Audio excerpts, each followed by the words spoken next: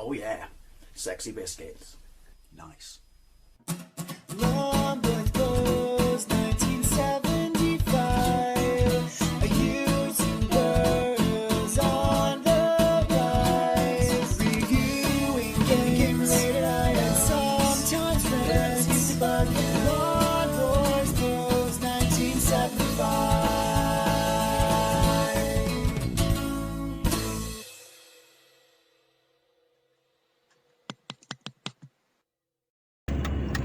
Hey YouTube, Long Boys Post 1975, and welcome to a driving vlog. It's been absolutely yonks since I've done a driving vlog, and I thought I'd do one now. I'm on my way home from work. It's just getting light. I absolutely love it now that we're tipping into October. The clocks will change. I just love coming home in the dark. I don't know why. And you know what? I like going to work in the dark, coming home in the dark, and sometimes, depending on how much I sleep between shifts, I don't see daylight for up to 2 days. It's utterly fantastic. Anyway, that's not what I want to talk about. We are literally just around the corner from the changing of the generation to the new consoles. Always usually exciting times. I say exciting times, but let's be honest.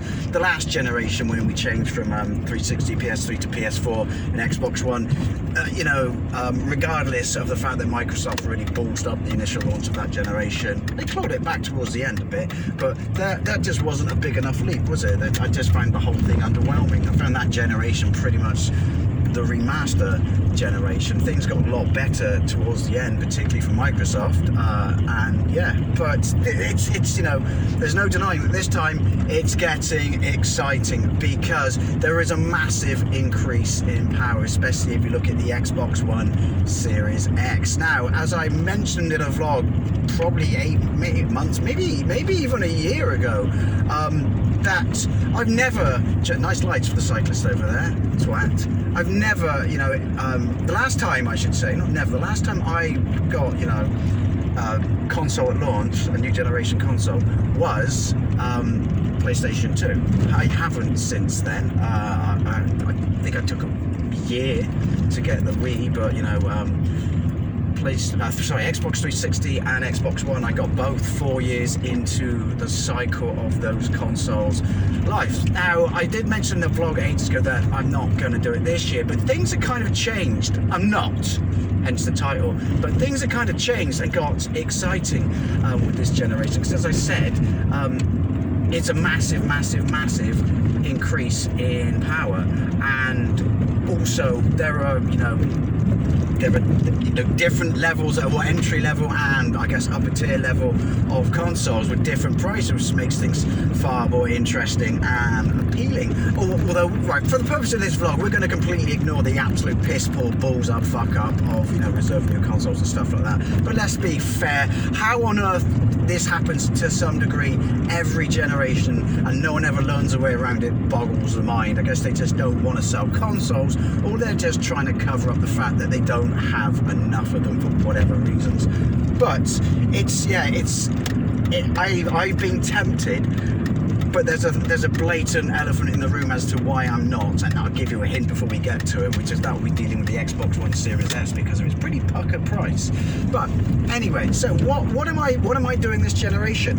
As I mentioned in a previous vlog, because of the way that Microsoft are going to have like a tier system, like a PC power level of how each game will perform on each variant of the current consoles they own, and support the Xbox One, original Xbox One, for at least 18 months, and there's more than enough good games coming out and stuff like that. And it's so, if you want to go the route of PlayStation, good for you. I respect your choice and your opinion. Respect mine. I'm going the way of Microsoft. I would like to point out that regardless of which way you go, which if your allegiance is to Sony or your allegiance is to Microsoft, don't think for 1 second they give a fuck about your loyalty.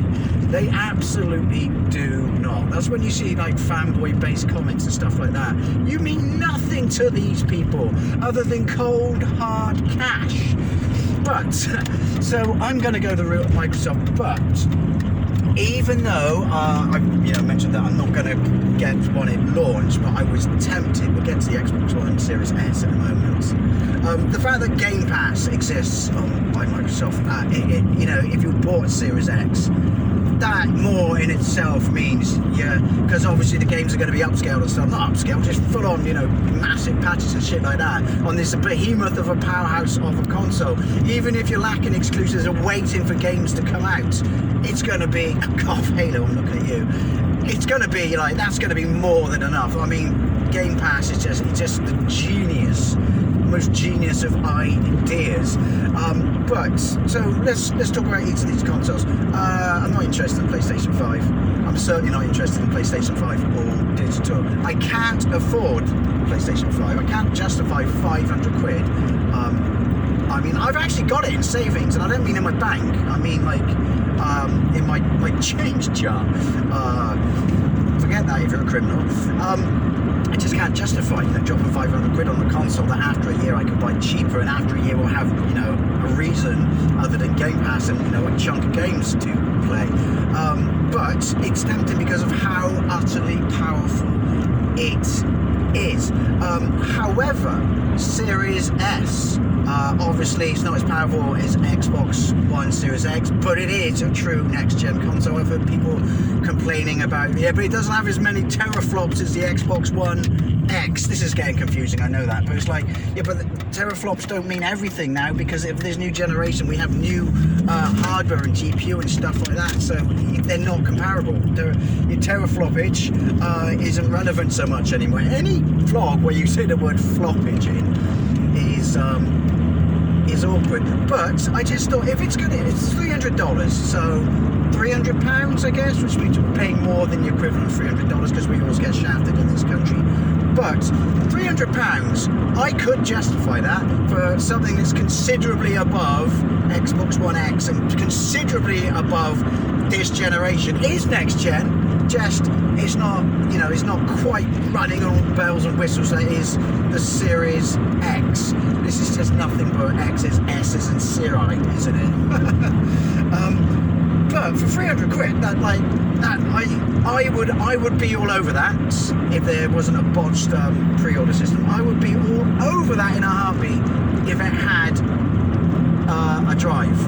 If it had a disc drive, I would be all over that. I don't care that digital is the future. I say if we keep sticking our heels in and the sales of disc-based systems continue to outsell digital systems, then we're going to prolong the eventual future, because it's coming, but we can still do our best to, you know, be stubborn mules and put it back. But yeah, if it had a drive, I'd be all over it. Now, even with my internet's pretty good, but even if your internet is absolutely fucking fantastic, and I hear the speed of some people at work, I still just don't want to. It's still just downloading everything. You know, I know we patch games and stuff like that, but just having to download every game, and these games are going to be friggin' huge. Even with amazing internet, it's still going to be somewhat of a hindrance and a chore. I'm sure there's people out there with proper amazing internet who can point out where I'm going wrong, but ignoring that, even though I had fucking amazing internet, no, I will forever want a system with a disc. Now, I doubt they're going this route just because Sony are going the route of a driveless all digital console, but I think it's safe to say that because of its considerable difference in price, £200, $200 and being considerably more powerful, being a next-gen console, that if they released it with a disc, I personally think it would impact sales of the Series X. I mean, obviously, there's always going to be people who want the full, you know, bells and whistle top carriage system, but there's no doubt that if they released the Series S with a drive, it would cut into sales. So, I mean, I generally thought about that and thought, well, I came to the conclusion of internet having to download everything, now I can't be asked. So, what am I doing? Do you know what?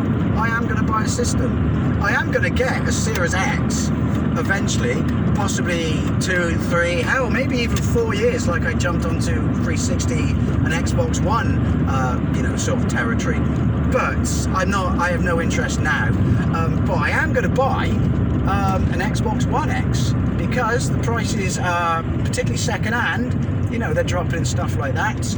I would never have gone next gen immediately anyway, and I guarantee when it's discontinued and prices drop even more and stuff like that, and second hand prices drop and things like that, it's going to be more appealing to a lot of people who don't quite want to, you know, I'm perfectly happy. I'm not really ready for the next generation. There's still got backlog of games. There's still a lot of decent games coming out. But because of the tier system Microsoft are doing, where it's like, you know, you've got a low-end PC, Xbox One, mid, you know, to higher-end PC, Xbox One X, and then you've got like a fucking ninja gaming PC, Series S and Series X, I guess. Meaning that whatever games I get on it, I'm going to get considerably fast, far faster. I think some people forget how powerful this system is, but considerably far superior and faster. Performance, frame rates, you know, right, it can do true 4K, can it? So, but also, you know, these patches for older games and stuff like that. It's basically, it's a good way to kill the time between, you know, more games coming out and prices dropping for the Series X and S, I guess, but well, Series X for me, but still getting, you know, something a lot much more than I'm getting now from my current setup. This might sound a bit weird to people and stuff like that. I'm sure there are other people out there who, you know, I'm not ready to jump ship yet, and you know, I guess there might be people, you know, in Sony PlayStation land who think, yeah, I'll get a PS4 Pro, but yeah, this to me it will almost be a next gen console. But yeah, it's just the more I thought about it, and the more that I can't justify, you know, for all the reasons I've mentioned, getting a next-gen, you know, Xbox Series or whatever, it's become far more appealing and far more attractive, especially since the prices are dropping. And I am going to get, as I said, amazing graphics, you know, compared to what I have. And if I never actually see or experience a One X for a few years, I'm not going to know what I'm missing, am I, per se? So it's going to be a subsequent leap for far less money that lets me play all the games, including these, you know, when they do come out. Obviously, I am aware that Microsoft, this is the stupidest traffic control system in the fucking world. Sorry.